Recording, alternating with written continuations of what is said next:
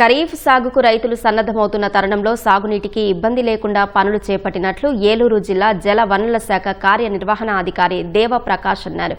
జలధార జలహారతి కార్యక్రమం ద్వారా భూగర్భ జలాలను పెంపొందించే పనులు చేపట్టామన్నారు.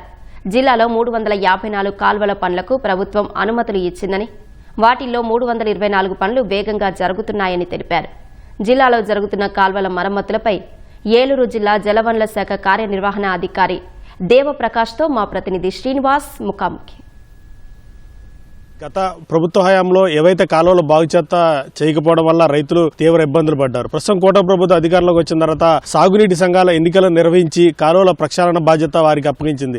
దీంతో రాష్ట్ర వ్యాప్తంగా కూడా కాలువల బాగుచేత అనేది శరవేగంగా జరుగుతుంది.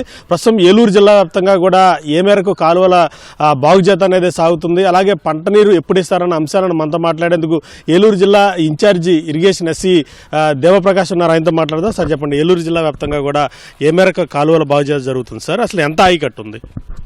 మేజర్, మీడియం, మైనర్ ఇరిగేషన్ అని చెప్పి 3 విభాగాలు ఉంటాయండి. దాంట్లో మేజర్ ఇరిగేషన్ అంటే మనకి గోదావరి నుంచి మనకి విద్యాసం నుంచి కాలువల ద్వారా ఏలూరు కాలువకు నీళ్ళు వస్తాయండి. దాదాపు ఏలూరు కాలువ కింద మనకి 1,00,000 ఎకరాల వరకు సాగునీరు ఉందండి. అనగా మనకి ఏలూరు నుంచి దాదాపు 5,000 క్యూసెక్లు వాళ్ళు వదిలితే మనకి దాదాపుగా మన ఉంగుటూరు కాన్స్టిట్యున్సీకి వచ్చేటప్పటికి 700 క్యూసెక్లు వస్తాయండి. ఆ 700 క్యూసెక్లు కూడా మొన్న ఏం చేశారంటే 31/5కి మనకి నీళ్లు రిలీజ్ చేయడం జరిగిందండి.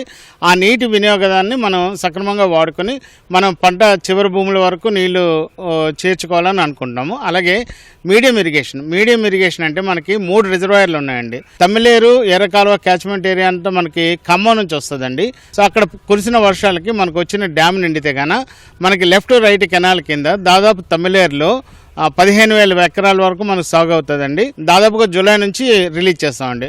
మన ఏలూరు కెనాల్కి మన 31/5కి అయితే ఆల్రెడీ నీళ్ళు రిలీజ్ చేస్తామండి.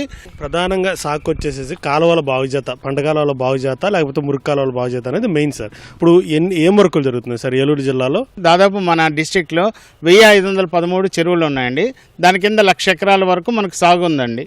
సో ఆ చెరువుల్ని మనం సంరక్షణ చేసుకుని దానికి ఏదైతే మనకి కాలువలు ఉంటాయో అంటే మనకి ఇన్లెట్ ఛానల్స్ అంటాం, దానికి వచ్చే ఛానల్స్ని మనం బాగు చేసుకోవడానికి మా గవర్నమెంట్ వారు ఏంటంటే ఈ జలధార జలహారతి ప్రోగ్రాంలో దాదాపు 1,500 వరకు మనకి శాంక్షన్ చేశారు ట్యాంకుల్ని.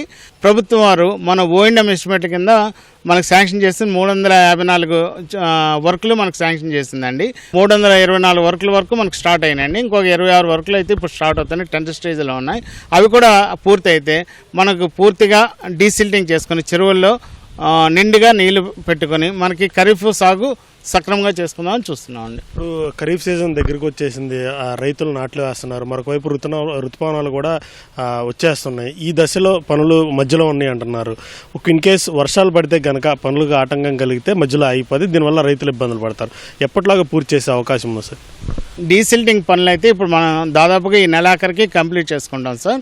అదే పూడికి తీత ఏదైతే మనకి వీడ్ రిమూవల్ ఉంటుందో టేప్ గ్రాస్ కానీ ఇది మనకి అది వాటర్ వచ్చినప్పుడు కూడా ఏంటంటే మనం పంటలు ఒకటి పెట్టుకొని అలాగే బోట్ ఒకటి పెట్టుకొని దాంట్లో ఏంటంటే ఏదైతే మనకి తూడు అంటాం కదా సార్, తూడు ప్లస్ గొర్రపు డెక్క ప్లస్ టేప్ గ్రాస్, ఇవి అయితే మనం ఖరీఫ్ జరుగుతున్నప్పుడు మనకి ఎక్కడైతే తూడు అడ్డు ఉంటుందో లేదా ఎక్కడైనా మనకి బ్రిడ్జిల దగ్గర అడ్డులు ఉంటాయో అవన్నీ మనం తీస్తూ ఉంటాం సార్.